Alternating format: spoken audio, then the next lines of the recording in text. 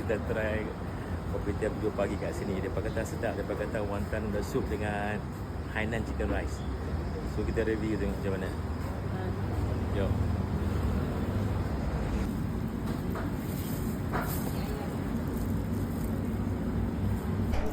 So dry wonton ni dia gaul dengan kicap dia kena sedap. Right. Dia pakai wonton noodle. Bismillahirrahmanirrahim.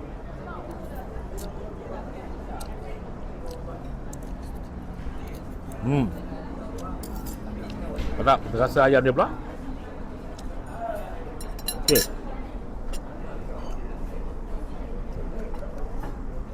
Ayam dia rasa dia punya five seasoning, 5 spices. Very tender, tak overcook, tak dry.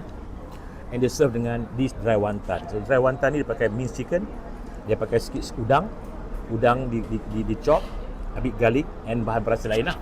Bismillahirrahmanirrahim. Wah, excellent lah. So this menu ni sesuai untuk sarapan pagi. Right? Kalau kena dengan telur setengah masak, telur 3 setengah masak kan. Masya Allah. I'm Chef Sabri, Lapan Chicago, Milano.